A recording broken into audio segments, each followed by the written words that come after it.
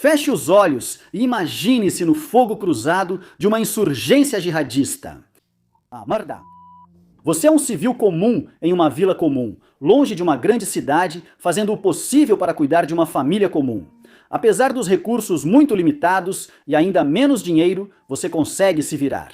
Mas você vive sob ameaça constante, tanto das batalhas na mata, que às vezes disparam balas em direção à sua casa, quanto da possibilidade real de ser pego em uma inquisição islamista.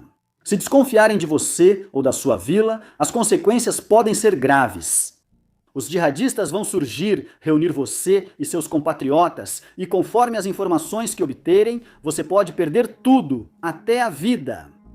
Agora imagine quão pior sua situação teria que ser se a ameaça dos jihadistas parecer pequena diante do que o governo fará se encontrá-lo antes. Nos 3 países Mali, Níger e Burkina Faso, que se estendem pela faixa árida de terra conhecida como Sahel africano, esse perigo constante faz parte da vida. A poderosa insurgência ligada à Al-Qaeda percorre a região, capturando moradores, cortando o fornecimento de energia e fazendo o possível para sufocar qualquer resistência ao seu movimento. Na periferia, um inimigo ainda mais perigoso espreita, o Estado Islâmico no Sahel. No entanto, os governos militares desses 3 países podem ser mais temíveis que os jihadistas. Os números são claros. No Mali e em Burkina Faso, segundo um relatório recente da Human Rights Watch e do Grupo de Monitoramento de Conflitos ACLED, forças governamentais e aliados mataram mais que o dobro de civis em relação aos jihadistas. Para as pessoas comuns presas nesse conflito, não há saída e tudo indica que a situação pode piorar ainda mais. Uma terra de guerra. As insurgências no Sahel são especialmente complexas, mesmo em comparação com outros conflitos mundiais. O problema piora devido à pouca quantidade de relatos da zona de conflito, onde jornalistas independentes correm riscos constantes e grandes agências raramente destinam recursos. Como as guerras em Myanmar, Sudão e Congo, o conflito no Sahel é uma guerra travada longe dos holofotes. Antes de abordar as graves ameaças às comunidades do Sahel, é preciso entender o equilíbrio de poder na região. No centro da discussão e do conflito estão as 3 principais nações tomadas por seus militares na década de 2020. Primeiro Mali, depois Burkina Faso e, por fim, Níger. A Guiné, vizinha do Mali, também sofreu um golpe em 2021, mas não será relevante para a discussão de hoje. Após a tomada de poder, o trio de regimes militares do Sahel formou a Aliança dos Estados do Sahel, alegando queixas semelhantes em todos os países. A incapacidade dos governos civis de lidar com a insurgência jihadista crescente, sua corrupção generalizada e o ressentimento contra a França, Estados Unidos e outros aliados ocidentais na área de segurança. Esse ressentimento veio das falhas percebidas dessas nações em ajudar o Sahel contra o jihadismo e, principalmente, da longa história de exploração colonial francesa na região. Ao romperem com o Ocidente, as 3 nações saíram da CEDEAW e criaram a Aliança dos Estados do Sahel como alternativa. Então, eles voltaram sua atenção para a Rússia como um patrocinador alternativo, primeiro recebendo mercenários do notório Grupo Wagner, e depois da fracassada rebelião do Wagner em 2023, aceitando seus substitutos em uma força paramilitar russa mais facilmente controlada, o Afrika Korps. Do outro lado do conflito está Jamaat Nusrat al-Islam wal-Muslimin, mais conhecido em todo o mundo como Jenim. Eles são uma insurgência ligada à Al-Qaeda, que foi criada em 2017 como uma união de alguns grupos jihadistas anteriores com conexões com os grupos étnicos Tuareg e Falani, cada um com suas próprias histórias longas e complicadas de resistência contra os governos do Sahel. No início da década de 2020, Jenim foi considerado por especialistas em contra-terrorismo como a insurgência militante que mais crescia no mundo e atualmente está entre os grupos rebeldes não estatais mais poderosos, considerando tanto organizações jihadistas quanto não jihadistas. Eles buscam criar um proto-estado como o Estado Islâmico do Iraque e da Síria dos anos 2010, difundindo sua visão de islamismo fundamentalista na região. Agora, se você só tem um conhecimento mínimo desse conflito, dá para entender como uma aliança de 3 regimes militares, além do apoio de mercenários russos, pode parecer um confronto justo contra um grupo improvisado de seguidores da Al-Qaeda. Como se vê, Jenin tem sido mais do que páreo para seus adversários regionais. Os 3 governos militares fizeram um trabalho impressionantemente ruim ao coordenar uma resistência entre si, incluindo com uma suposta força unificada de cerca de 6.000 soldados que não conseguiu alcançar nenhum resultado decisivo. Soldados dos 3 regimes estão sujeitos a emboscadas constantes, ataques com artefatos explosivos improvisados e até ataques diretos às suas bases, muitas vezes usando enxames de motocicletas. Os mercenários russos enfrentam perdas notáveis em confrontos diretos e redução constante de suas fileiras devido a ataques intencionais dos jihadistas. Jenin conseguiu paralisar partes do Mali, bloqueando importações vitais de combustível, geralmente enviadas por caminhões-tanque. Ainda pior, o grupo expandiu-se para Benin, Togo e Nigéria, explorando tensões regionais para criar bases seguras e áreas de preparação fora do alcance dos 3 regimes militares. Jenin também trava batalhas frequentes contra o Estado Islâmico no Sahel, um grupo ainda mais extremo e violento que explorou o caos da região do Sahel e se tornou uma das franquias mais poderosas do Estado Islâmico em todo o mundo. Após anos de colaboração entre a Aliança dos Estados do Sahel e a Rússia, os resultados são evidentes. Por mais insuficientes que tenham sido os governos civis anteriores ou seus patrocinadores ocidentais, o atual status quo é definitivamente pior. Para os líderes dos 3 regimes militares, isso é um grande problema, pois seu poder e legitimidade dependem de fazer o que governos civis não conseguiram. Dos líderes das 3 nações, o mais famoso é Ibrahima Traoré, de Burkina Faso, com apenas 38 anos e 34 quando assumiu o poder. Traoré preside sobre um culto à personalidade em rápido crescimento que o retrata como um orgulhoso panafricanista determinado a quebrar as correntes do neocolonialismo que mantiveram Burkina Faso marginalizada. Ele é popular em todo o continente, mostra habilidade nas redes sociais e promete tornar Burkina Faso autossuficiente em alimentos até 2025, além de reestruturar a economia do país. Ele tem sido mais direto sobre suas intenções, dizendo em abril: as pessoas precisam esquecer a questão da democracia, que é uma declaração e tanto. O líder do Mali, Assimi Goïta, e o líder do Níger, Abdourahmane Tiani, mantêm um perfil um pouco mais discreto, mas ambos adotam uma abordagem semelhante à de Traoré em linhas gerais. Todos tentam encontrar um equilíbrio delicado em sua situação e sabem disso. Dependendo da forma do fracasso, isso pode gerar protestos pró-democracia, um golpe palaciano ou uma tentativa militar de instaurar um novo regime no lugar deles. No início de 2026, os 3 regimes militares de Sahel parecem fracassar de forma ainda mais perigosa. Nesses países, principalmente nas áreas rurais, os regimes não melhoraram a vida das pessoas comuns. A pobreza é generalizada, a desigualdade e o desemprego são altos, e as chances de mudança, individuais ou coletivas, são mínimas. Em qualquer parte do mundo, esses problemas tenderiam a afastar as pessoas comuns e marginalizadas das mensagens ou da missão de seus governos.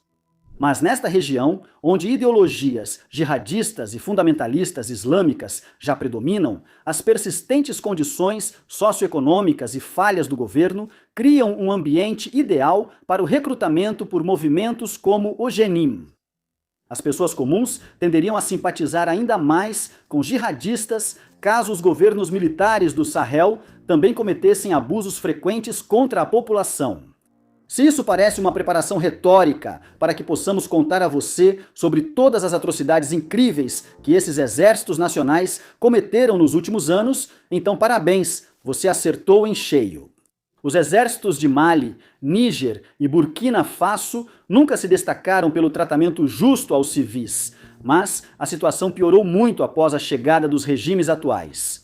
Soldados frequentemente fazem execuções extrajudiciais, inclusive em massacres com dezenas ou centenas de mortos.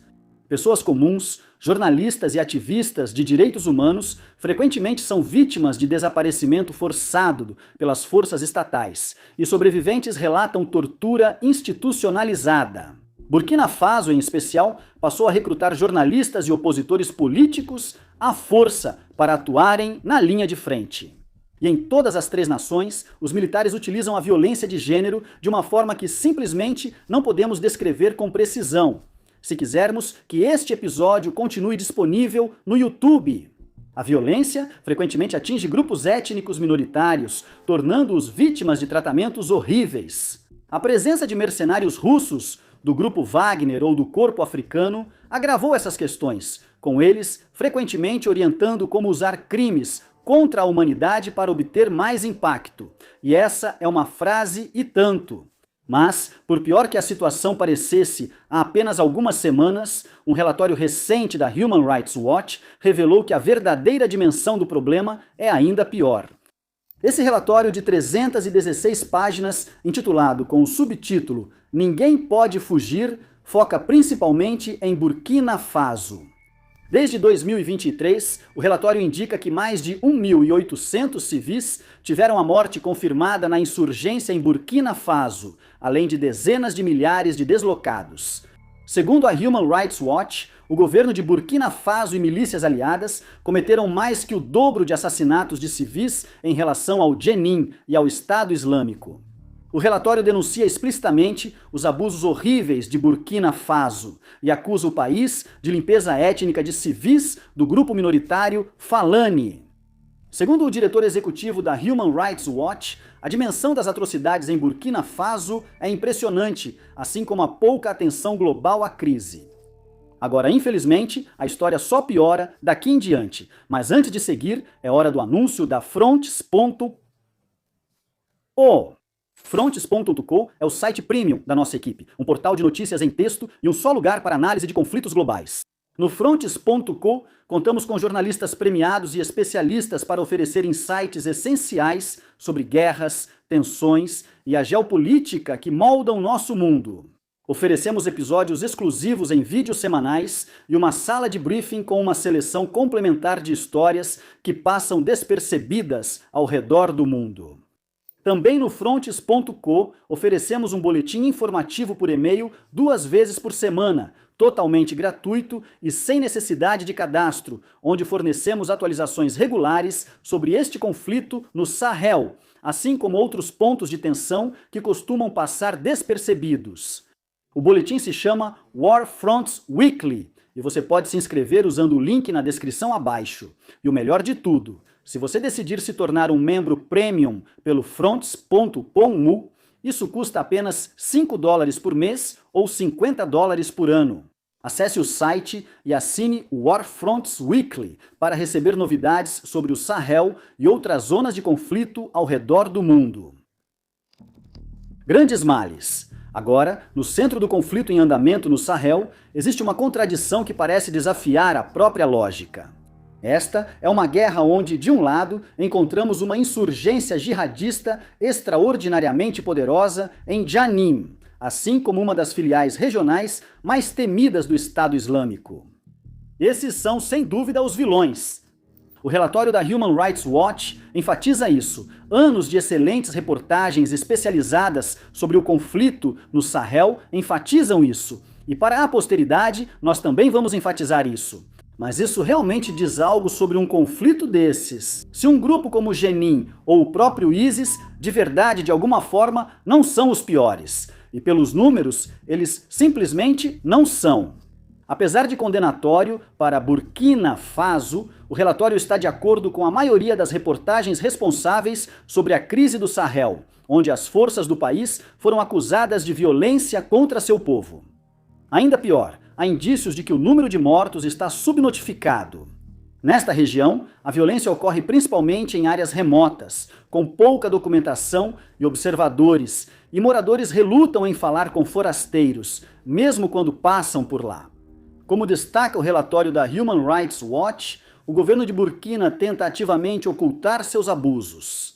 E esse não é um problema exclusivo de Burkina Faso, de forma alguma. Os governos do Mali e do Níger usam táticas semelhantes no conflito, com frequentes abusos de direitos humanos, repressão e limpeza da população civil quando lhes convém. Os massacres são exemplo disso. Dois dos maiores massacres perpetrados pelo governo em Burkina Faso nos últimos tempos foram os assassinatos na cidade de Djibo em 2023, onde mais de 400 civis foram mortos, e os assassinatos nas aldeias de Nonguin e Soro em 2024, onde pelo menos mais 223 civis, incluindo 56 crianças, foram massacrados. Mas ambos esses casos empalidecem em comparação com o massacre de 2022, perpetrado pelas forças do Mali, junto com mercenários do grupo Wagner, na cidade de Moulha, em 2022, onde mais de 500 civis foram exterminados em um período de 4 dias. E novamente, Jenin também é culpado. O grupo já reivindicou a autoria de massacres de centenas de civis de uma só vez em várias ocasiões. Apesar de parecer estranho, a conduta de Jenin, diferente das forças do governo, fez com que Jenin e até o Estado Islâmico se tornassem recrutadores eficazes, frequentemente contando com apoio local nas áreas rurais mais afetadas. Este é um conflito em que simplesmente não existe uma força de combate em quem se possa confiar para não massacrar civis. E quando as comunidades civis são forçadas a escolher um lado para tentar garantir algum grau de proteção, muitas vezes acabam escolhendo os jihadistas. O regime faz pessoas desaparecerem ainda mais indiscriminadamente. Eles frequentemente matam sem tentar descobrir quem apoia ou não os jihadistas, e de alguma forma conseguem atingir um nível de violência ainda pior do que os próprios jihadistas. O regime concentra sua violência em comunidades minoritárias empobrecidas, enquanto os jihadistas frequentemente afirmam, mesmo que de forma duvidosa, estar tentando proteger essas comunidades. Jenin explora antigas queixas sociais. Eles protegem pequenas comunidades de bandidos, saqueadores e milícias étnicas rivais. Eles criam tribunais islâmicos para resolver disputas locais e oferecem a quem se junta à insurgência uma chance de melhorar de vida. Quando as forças do governo chegam, trazem morte, frequentemente sob risos e aplausos dos russos brancos que parecem se divertir com o sofrimento do povo. E novamente os números não mentem. As forças do governo e os jihadistas estão ambos matando civis, mas os dados disponíveis indicam que as forças do governo matam a uma taxa mais que o dobro dos jihadistas. Nem essas comunidades têm qualquer oportunidade real de buscar um caminho diferente para seguir em frente. As comunidades nas áreas de maior risco também são as mais pobres, com o acesso mais limitado a armas, que geralmente só conseguem obter por meio de redes de tráfico e mercados negros controlados pelos jihadistas. Protestos pacíficos e resistência não violenta não são opções viáveis, onde soldados e insurgentes atiram sem hesitar em quem tenta impedir seus planos, sem se importar com as causas das vítimas. Nos 3 regimes militares do Sahel, a dissidência é controlada com rigor e a crueldade é valorizada, o que faz com que facções internas moderadas corram risco de eliminação e raramente sejam enviadas à linha de frente, onde poderiam fazer diferença. Governos do Ocidente não podem intervir devido à oposição ferrenha ao que chamam de influência neocolonialista. A exceção são os Estados Unidos, onde Washington tenta retomar a cooperação em segurança com o Mali. Pela forma como Washington lida com conflitos pouco noticiados no Congo, Nigéria, Haiti e em outros lugares, o governo dos Estados Unidos não parece interessado em adotar postura firme contra atrocidades em zonas de guerra. Para as pessoas presas no meio do conflito no Sahel, não existem mocinhos, não existem caras moralmente ambíguos e nem mesmo vilões típicos. Existem vilões excepcionalmente maus, dispostos a realizar ataques em massa contra civis quando quiserem, e de alguma forma existem caras ainda piores, dispostos a fazer o mesmo, mas contando com apoio de patrocinadores estrangeiros e instituições estatais. Os civis não possuem uma força significativa de autoproteção coletiva, nem podem contar com qualquer potência externa que tenha recursos e motivação para tentar fazer a diferença.